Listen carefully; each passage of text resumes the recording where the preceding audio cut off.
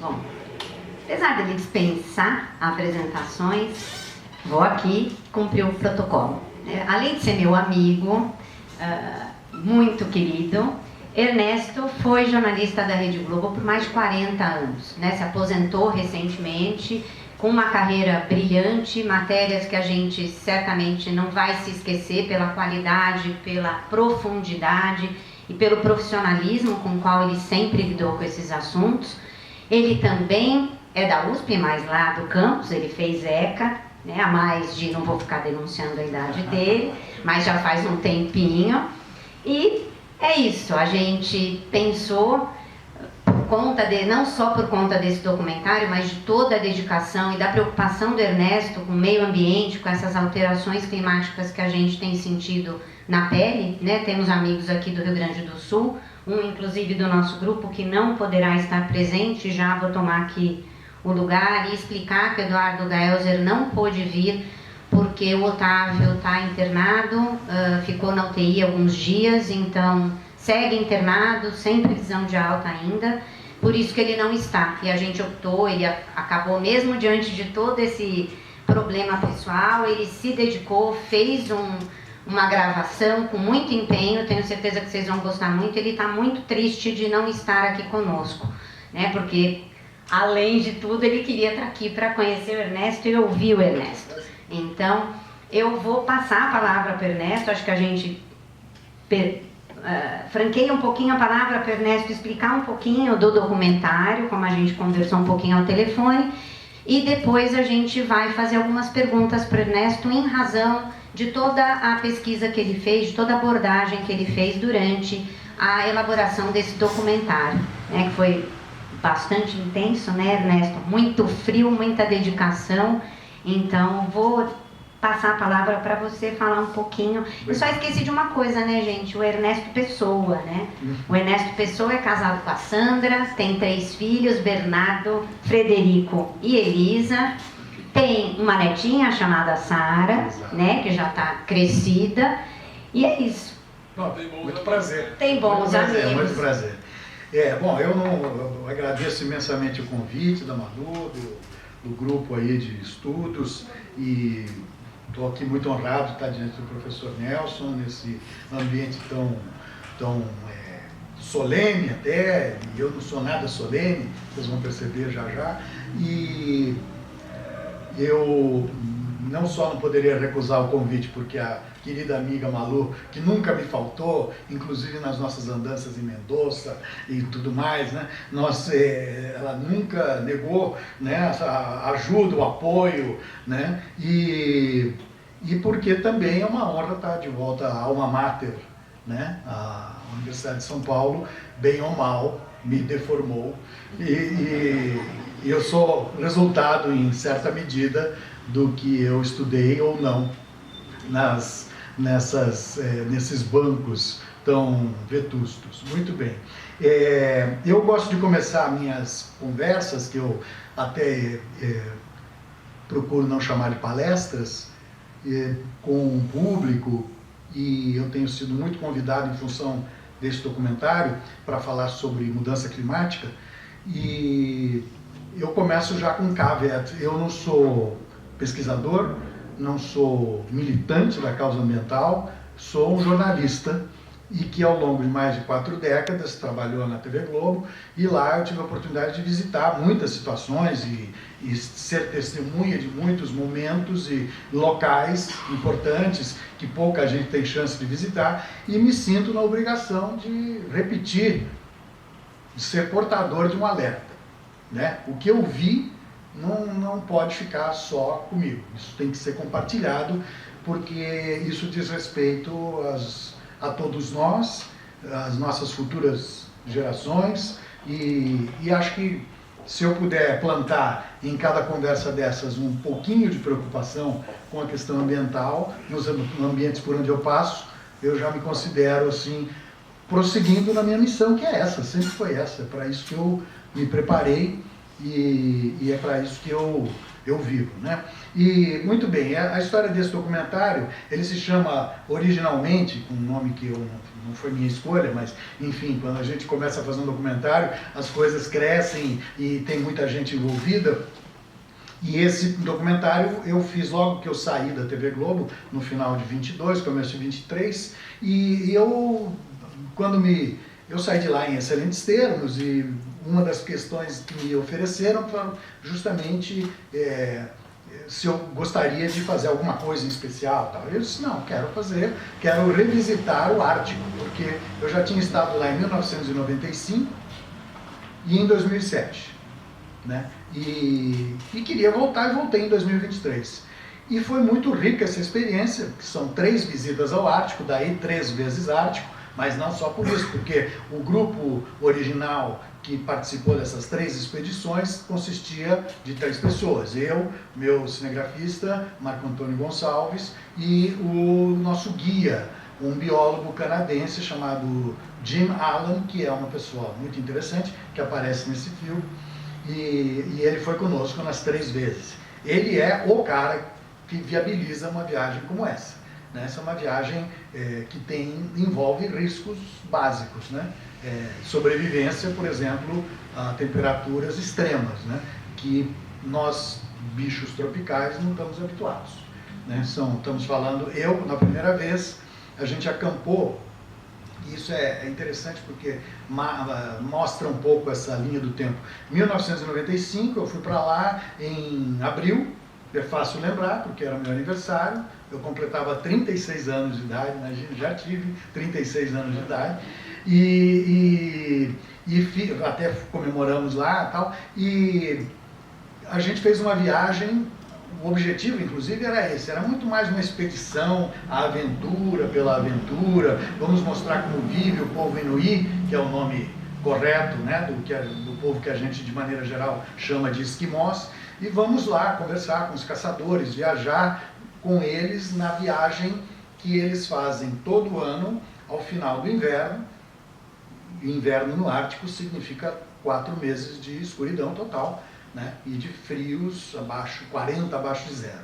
E na primavera, no início da mudança de estação, começa a haver um aquecimento lento, progressivo, e isso faz com que o gelo, né, que o mar congelado, comece a degelar progressivamente. E esse pessoal que mora numa vilazinha que se chama Kaanak, não confundir com a egípcia Karnak, essa é Q-A-A-N-A-A-Q, né? Essa é a forma como isso foi transposto para o inglês, enfim. Eles vivem numa área lá no extremo noroeste da Groenlândia, e que fica mais perto, assim, curiosamente, até do território canadense do que do sul da Groenlândia, que está a 1.600 quilômetros de distância. Então, a gente, inclusive, nas 3 vezes em que fomos para lá, a gente pegou aviões sempre via Canadá. E até porque o nosso guia era canadense, então facilitava. Mas é mais complicado ir pela Dinamarca, porque a Groenlândia, como vocês sabem certamente, é um protetorado dinamarquês. É um território autônomo, mas não independente. Né? Como muitos territórios por aí, né, existe ainda, são esses resquícios coloniais, e eles, por exemplo, têm a autonomia para decisões locais, mas dependem em imensa parte de fundos dinamarqueses. Eles pertencem à comunidade europeia, né, e podem fazer uso das benesses do welfare state escandinavo. Né? Então, eles têm um padrão, são indígenas, mas indígenas com uma FUNAI dinamarquesa. Então, acho que isso explica bastante a situação. E esse local aí, então, Kaanak, é um vilarejo com 600 habitantes, 600 habitantes, e não cresceu muito desde que eu fui lá a primeira vez, acho que tem 40 habitantes a mais, fruto de uma política também de concentração da população, que o governo dinamarquês obriga, né, obviamente, como quem paga, manda, né? Então, exige que os groenlandeses utilizem métodos de gestão pública e utilização das verbas que são concedidas, né? Para ter uma ideia, eles fornecem cerca de $500 bilhão por ano para a Groenlândia. A Groenlândia não é autossuficiente em coisa alguma, a não ser gelo, talvez, e está derretendo. Então, a notícia não é boa. Mas eles, o 60% de todo o orçamento público groenlandês tem como origem doações do governo dinamarquês. Então, eles realmente, o nível de autonomia deles é meio relativo, né? Você conversa com qualquer cidadão groenlandês, ele te diz que ele adoraria ser independente, mas sabe que é inviável, né? Eles não têm autossuficiência, vivem de licenças de pesca, de uma frota pesqueira que a Dinamarca colocou lá no pós-guerra, e de mineração. E são 17 regiões espalhadas, são 50 e poucos mil habitantes espalhados na maior ilha do planeta, né? Então é o país com a menor densidade populacional do mundo, e essas 17 comunidades são isoladas. Como o país é uma grande capa de gelo, né? E tem lá a maior reserva de água congelada do planeta, né? Que está dissolvendo progressivamente, eles não têm estradas interligando essas regiões. Então, o cidadão lá groenlandês de Qaanaaq, se ele quer ir a Nuuk, que é a capital a 1.600 quilômetros de distância, ele tem que pegar um avião ou um navio, né? Sendo que navio só consegue se aproximar de Qaanaaq durante o verão, porque o mar fica congelado. Então, volto lá a história do que eu fui fazer em 1995, o gelo vai derretendo progressivamente e o mar aberto vem se aproximando, né? Eles ficam dentro de um fiord lá, como se chama? Um fiord, né? Um braço de mar que entra na terra ali, e lá no fundo fica Qaanaaq. Qaanaaq não foi sempre nesse lugar. Na Guerra Fria, na década de 50, os norte-americanos decidiram que o melhor lugar para eles montarem uma base aérea, cuja missão era ficar de olho na União Soviética, deveria ser a 125 quilômetros ao sul de Qaanaaq, né, num lugar onde existe hoje a base aérea de Thule. Se vocês procurarem no mapa, vocês vão achar Thule, Thule. E essa base aérea até hoje faz esse papel, porque eles estão ali quase do outro lado já, né? A vantagem de ter uma presença militar nessa região é estratégica, porque você está falando do encontro ali, né? Das latitudes mais altas, você realmente é tudo muito perto, né? Você tem a Sibéria logo ali, a Noruega está aqui, a Svalbard, que é a grande ilha também norueguesa, o Canadá está logo ali, Alasca logo ali, enfim, é tudo muito perto, né? Assustadoramente perto. E nesse fiord, então, fica a cidade de Qaanaaq. Foi para lá que eles se mudaram quando os americanos exigiram, né, pediram, né, alugaram do governo dinamarquês as terras lá mais ao sul, e aí eles exigiram a retirada dos nativos. Então, tira essa gente daqui, né? Mas eles vão morar onde? Problema deles, né? Então eles escolheram um lugar 125 quilômetros ao norte. E desde então, isso lá se vão 70 anos, eles estão morando lá, e eles têm esse ritual que ao final do inverno, quando o gelo começa a ter aberturas, né, e começa a surgir o mar, você consegue então, os animais vêm em busca do plâncton, existe uma espécie de primavera, né, e lá não tem zero vegetação. Você tem plâncton na água e tem alguns musgos e líquens e tal, mas nessa altura você tem um florescimento do plâncton, o peixinho vem comer o plâncton, o peixe vem comer o peixinho, o peixão vem comer o peixe, e assim sucessivamente até o Globo Repórter ir lá filmar. Então tem toda uma cadeia alimentar, né? E eu pude fazer isso, né? Porque eles, o interessante é que toda essa vida acontece na beirada do gelo. E o gelo, nessa época, tinha 2 metros de espessura, então era seguro viajar da maneira tradicional. Os Inuí utilizam trenós puxados por cães, né? E um trenózinho desse pesa seus 300 quilos pelo menos. Se começar a ter carga com a caça que eles vão capturando pelo caminho, aquilo pode passar de meia tonelada. Então você não quer, com o seu trenó puxado por uma dúzia ou mais de cães, que ele ande em cima de um gelo quebradiço, porque você arrisca afundar, e se afundar é morte quase certa, porque você se molha e aí as coisas ficam muito difíceis, né? E a roupa pesada, então você vai se encharcar, você não vai conseguir nadar, enfim, se você estiver sozinho, zero chance. Se alguém te puxar, talvez, né? Então, em 1995, viajamos por 11 dias e 10 noites, ao longo de uns 400 quilômetros, saindo de Karnak em direção ao sul, e fomos até um outro lugar chamado Saviksivik, e foi muito interessante, porque durante esse trajeto os caçadores iam caçando, né? E a gente queria filmar e eles queriam matar os bichos, e a gente falava, espera um pouquinho, não valia nada, eles tinham que matar os bichos, porque era da caça que eles tiram a gordura para dar para os cães, que puxam, é o combustível praticamente, né? As partes menos nobres, a comida para eles mesmos, comida para levar para casa, o couro com o qual eles fazem boa parte das roupas. Se for um urso polar, por exemplo, a parte de baixo, a traseira de um urso polar é um par de calças perfeito. E a gente usou esse tipo de coisa lá, a gente alugou, porque nós fomos com um monte de equipamento comprado no Canadá e nada era suficiente para nos esquentar. Aí os esquimós lá, os Inuit, falaram, não, você usa essa calça, você fica parecendo um animador de festa infantil, mas é interessante, esquenta, eu garanto que esquenta.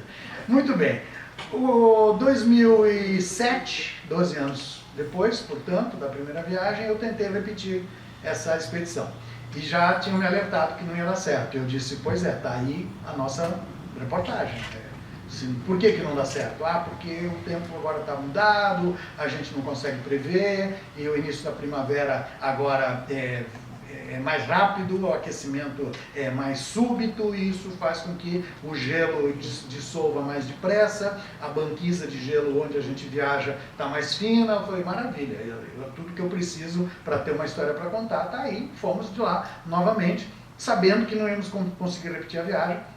E, de fato, na segunda noite dessa nova expedição, em 2007, nós acordamos com uma intérprete, porque pouca gente fala inglês lá, uma intérprete que entrou aos berros na nossa barraca, minha e do Marco Antônio, o cinegrafista, e a gente tinha todo o equipamento espalhado, coisa e tal, tipo 1 e pouco da manhã, dia claro, né, ou noite clara, melhor dizendo, e a gente teve que sair correndo, porque o gelo estava começando a rachar. Tinha começado a ventar, e essa é outra questão, né? Que a gente imagina gelo, mar congelado, uma camada de gelo espessa ali, e você diz, não, estou seguro, mas só que não, né? O mar continua se movimentando, e se você ainda acrescenta vento, aí o mar se mexe por baixo da bancada, a banquisa de gelo, você pode quebrar, e aí você pode, se tiver sorte, você fica em cima no centro de uma outra placa e vai flutuando como se estivesse numa ilha, né, numa balsa de gelo. Se der azar, você está no meio da rachadura e você afunda. Então, nós saímos correndo de lá. E agora, em 2023, a coisa se repetiu, só que na primeira noite de acampamento. Então, você vê que a capacidade desses trabalhadores, e aí a gente chega onde vocês têm interesse, está diminuída, né? Esses caçadores vivem no gelo, têm uma expertise inacreditável de sobrevivência, eles têm uma experiência de mais de 1.200 anos morando na região, e eles, eu tenho até uma anedota, assim, quase, mas é uma história verdadeira, que a história que eles chamam lá no Canadá, no Ártico canadense. Quando os colonizadores britânicos chegaram, eles decidiram que valia a pena escravizar, não matar aqueles indígenas, como aconteceu nos Estados Unidos, mas escravizá-los porque eles detinham alguns conhecimentos importantes. Sobrevivência, caça e principalmente pesca de salmão, né? E pegaram os adultos, escravizaram, as crianças colocaram em escolas internas, obrigando-as a aprender inglês e proibindo-as de falar português, a língua deles lá, enfim. E aí, lá pelas tantas, um senhor lá, já mais idoso, provavelmente mais novo do que eu, e que já era um idoso tal, e rebelde, chato, como bom idoso, e ele falou, não quero saber, não vou pescar coisa nenhuma, não aceito isso tal, aí deram ali um corretivo nele, botaram ele amarrado num lugar distante da aldeia para morrer, né? E deixaram o cara lá, e ele simplesmente, logo que os seus algozes foram embora, ele baixou as calças de urso polar, provavelmente, defecou e com as fezes moldou uma faca, né? Uma lâmina. Como vocês sabem, gelo é muito afiado, né? Qualquer pessoa que teve aqui a necessidade de procurar uma cerveja dentro do congelador, imagino que isso faça parte do dia a dia, até de causídicos tão importantes, mas ele simplesmente moldou uma faca e com essa lâmina, né, congelou rapidamente, ele se libertou e largou os colonizadores falando sozinho, né? Não foi dessa vez que ele morreu. Então, você imagina, eu costumo dizer que esses caras são os Yanomamis do gelo. Da mesma forma que nós, numa selva, morremos em meia hora de picada de formiga, e os Yanomamis comem as formigas e vivem 1000 anos, esse pessoal consegue sobreviver ali em condições extremas, né? Enfim, não quero me alongar muito mais, mas o primeiro impacto que a gente pode perceber da mudança climática global, num espaço de tempo muito pequeno, em termos de geológicos, né, de 30 anos, né, em 3 décadas eu pude testemunhar mudanças significativas no dia a dia dessa gente, que tem implicações na cultura, né, no trabalho, no mundo do trabalho, e tem outras, obviamente, que a gente vai enxergando aos poucos, né? A gente não é forçar a barra a dizer que o que aconteceu no sul do país recentemente tem a ver com o que acontece com essa turma aqui, com esses Inuit, né? Mas vamos lá, eu vou devolver a palavra a Malu e desculpa, o Reinaldo. Eu sou uma pessoa que fala caudalosamente, então vamos tomar cuidado. Coisa de advogado também. Ernesto, no documentário você pergunta para um morador se ele está sentindo as mudanças climáticas no desenvolvimento do trabalho. E ele responde que ficou mais fácil pescar porque ele não precisa ir tão longe quanto ele ia antes. É isso mesmo? É possível extrair alguma coisa boa desse caos, dessa situação amedrontadora? Sim. É da mesma forma que no norte do Canadá estão começando a plantar hortaliças, em lugares onde isso era impensável, né? Existem vantagens locais das mudanças. Nem toda mudança implica algo negativo. O problema é que a visão local é ingênua, né? Porque esse pessoal hoje tem a caça se aproximando porque os animais estão justamente indo em busca da mesma beirada do gelo onde o caçador se alimenta, o animal também se alimenta ali, porque tem muita abundância de vida, né? E os peixes, os grandes peixes entram nos fiordes porque eles gostam do que encontram lá de matéria orgânica, e as belugas, por exemplo, baleias, né, vão atrás, né? E as belugas, como bons mamíferos, elas precisam respirar. Então, quando elas chegam próximas da beirada do gelo, elas param por ali, elas não vão se meter atrás de peixes em lugar muito distante, porque elas sabem que podem ter dificuldade para voltar e morrer afogadas, porque para cima não dá para subir, não dá para sair do gelo, e aí tem ali muita baleia, então para eles, se o gelo está derretendo mais depressa, eles têm dificuldade para se locomover em cima do gelo. Mas os animais estão mais próximos. Então, numa visão mais otimista, você diz, não, agora o urso polar vem aqui pertinho da minha aldeia. Tem que ficar atento, porque o urso polar também gosta de caçar, né? E caça o que tiver pela frente.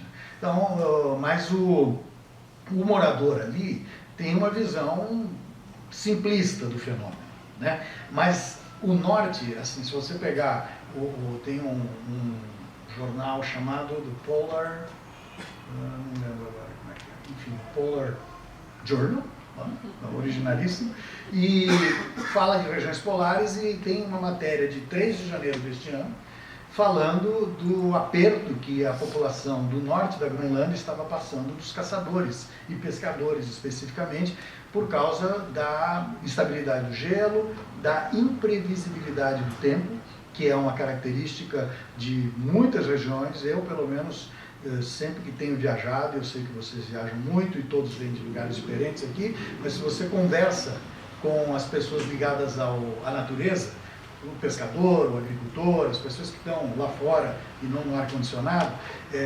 elas vão te dizer que há uma total instabilidade e imprevisibilidade. Como vai ser o tempo nesse verão? Não sei. Como vai ser o tempo amanhã? Não sei. Né? Antigamente, quando tinha aquelas nuvenzinhas assim, de um cabritinho no ar, e você sabia que no dia seguinte ia acontecer tal e tal coisa. Hoje não mais. Então, a mesma coisa acontece para eles, e isso os afeta profundamente. Né? E assim, apesar deles serem indígenas, como eu disse, dinamarqueses, mas no final das contas eles também ficam na dependência. Houve um aumento de dependência de recurso aos velhos que são aposentados, e lá o padrão de aposentadoria é previdência nórdica, então todo mundo tem direito à aposentadoria, independente de contribuir ou não, e eles vão aos velhos pedir ajuda, porque eles têm uma entrada mensal garantida, e o mais jovem talvez não. Né? E nós estamos falando de uma região que é curioso, porque eles são cidadãos europeus, cidadãos groenlandeses de alguma forma súditos lá da coroa dinamarquesa e tudo mais, mas enfim, eles existe 16%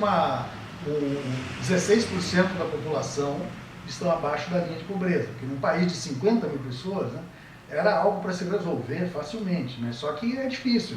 E, assim, quais são os sinais de pobreza? Também, talvez um pouco diferentes dos nossos, mas não terem acesso à água encanada, o que é um problema num lugar que passa 4 meses por ano com tudo congelado. Como é que você encana a água? Canac, por exemplo, a distribuição de água é feita por caminhões-pipa aquecidos. Eles entram no mar, vão com um trator e um caminhão, arrancam pedaços de iceberg, que é água doce, não adianta pegar água congelada, que é água salgada, né? Pegam do iceberg, colocam na caçamba do caminhão, levam para a cidade, derretem o gelo e depois distribuem por caminhão. Né? E eles não têm rede de esgotos, pela mesma razão. Né? Então, 16% da população vive assim. E eu que vivi agora nessa última visita, já estava bem mais quente, teve dias de ter 10 graus acima de zero, que é bastante quente para eles. A gente ainda estava congelando, mas eles... E você começa a sentir os cheiros. Porque tem essa, quando está tudo congelado, você não sente cheiro. Quando você começa a ter um processo de derretimento, você começa a ver o esgoto que sai in natura, né? O esgoto é levado em sacos plásticos e colocados na frente de casa e recolhido oportunamente pelo sistema público, né?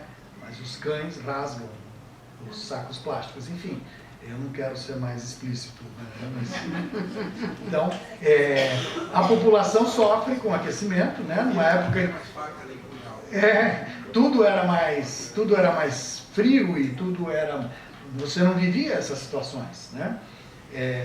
E então acredito que essas vantagens superficiais, numa análise mais apressada, tal, e que às vezes é uma resposta literal, uma pergunta muito direta, né?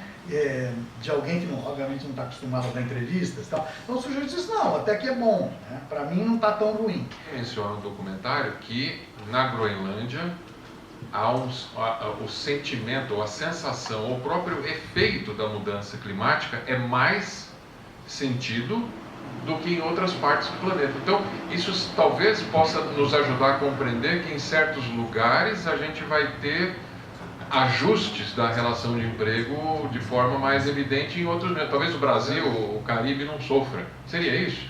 Bom, eu acho que o Brasil e o Caribe vão sofrer outro tipo de consequência, né, que está de alguma forma ligado. Se você pensar que desde o início da Revolução Industrial, o nível médio dos mares, dos oceanos, já subiu 24 centímetros.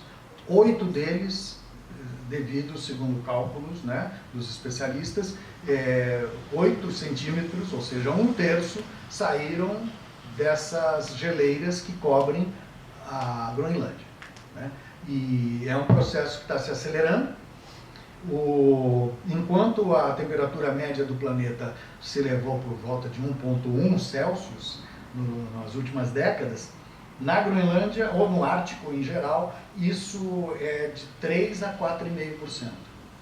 E isso é explicado pelo fenômeno do albedo, né, que é o reflexo do calor do Sol quando ele chega ao gelo. E nós estamos falando de uma região que não tem florestas, né? Eles têm terra e água. A água congelada é branca, né? A terra coberta por gelo, por neve, branco. Tudo isso reflete ao longo dos milênios o calor do Sol, né? Enquanto agora, quando você tem um rápido degelo a cada ano que passa, cada vez mais rápido, cada vez mais drástico, e deixando vastas áreas de mar, estamos falando do Oceano Ártico, bem escuro, água roxa, né? Você tem uma penetração do calor do Sol e absorção de mais de 70%. Então você vê que inversão, 90% de reflexo para mais de 70% de absorção. A água esquenta, a superfície do mar está cada vez mais quente. Quando vem o próximo inverno, e o inverno virá, e o mar vai congelar de novo, mas em cima ele não tem o gelo do ano passado, como era no passado, né?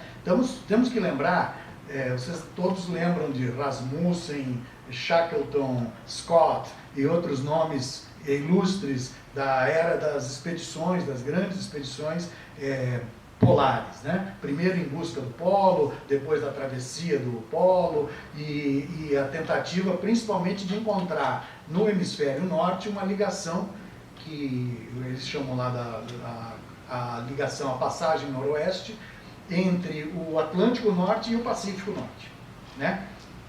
E essa turma toda que eu nomeei aí rapidamente, Robert Peary também, que andou lá por Karnak, toda essa gente ou perdeu a vida, ou perdeu muito dinheiro, ou perdeu muito tempo, e outras expedições que se perderam pelo caminho, tentando fazer essa travessia. Então, há cerca de 10 anos, essa travessia já é possível em barco, porque estava tudo sempre congelado. 365 dias por ano, o Oceano Ártico estava completamente congelado. De 10 anos para cá, já não é mais assim. Já tem abertura parcial, que permite, inclusive, que navios de cruzeiro façam passeios maravilhosos, 3.000, 4.000 pessoas desembarcando numa vilazinha de 100 e poucas almas, né, em busca de exotismos. Imagina o impacto que isso tem lá, né? E navios imensos e coisa e tal. E está previsto que em 2040, que é a última vez que eu fiz a conta, faltam 16 anos, espero que todos estejamos aqui para ver se isso é verdade, a previsão é de que não haverá mais gelo no Mar do Ártico durante o verão. Vai haver degelo total do Mar do Ártico. E nós com isso?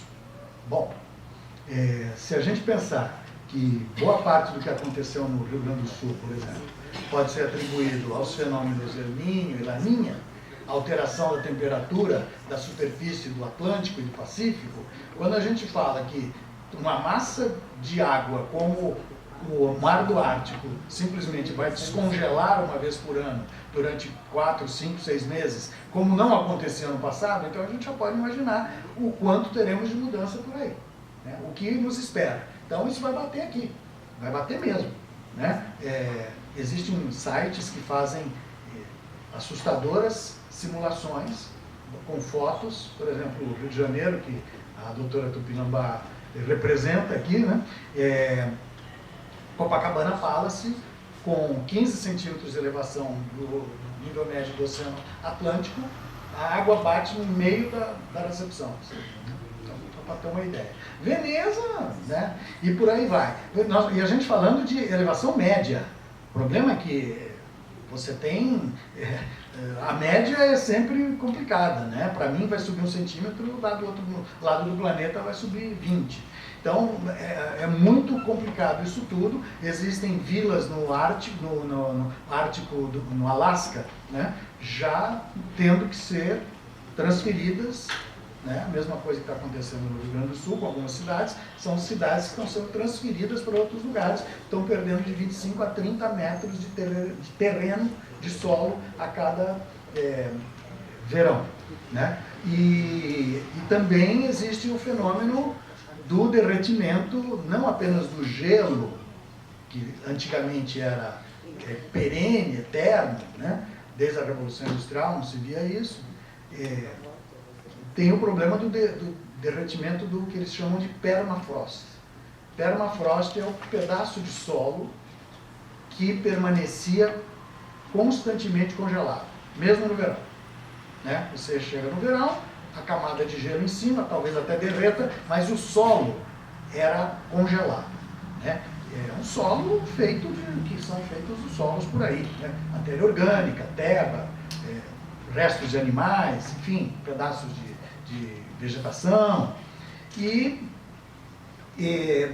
a permafrost, inclusive, sempre facilitou a vida lá de quem queria construir no Ártico, porque você simplesmente, como o gelo é mais duro do que o concreto, você faz um buraquinho, meio metro, 1 metro, coloca uma estaca, constrói sua casa em cima daquela palafita, até para evitar o contato direto com a terra, que é muito fria, né? E agora, já faz alguns anos, em 2007 eu já passei por lugares onde as prefeituras locais têm plano, Minha Casa, Minha Permafrost, Minha Vida, né? Uma coisa parecida, para substituir, ajudar as pessoas a construírem novas casas ou fazer novas fundações, porque a permafrost está derretendo e aquilo que era gelo eterno vira lama, né? E tem outra questão também, né? Que vai afetar a todos nós, e da mesma forma que hoje temos pragas novas nos visitando, porque as pessoas invadem as florestas em busca de comida, ou desmatam a floresta, e aí começam a ser mordidos por morcegos exóticos e bichos estranhos, e contaminados por bactérias desconhecidas e vírus do outro planeta, ou desse mundo, que é o mesmo planeta. Bom, imagina o que a permafrost guarda, congelado, há milênios. Micro-organismos com os quais a nossa espécie, que anda por aqui há 260 mil anos, por aí, né, nunca teve contato. A gente evoluiu, a gente veio bem até aqui, sem esses bichos.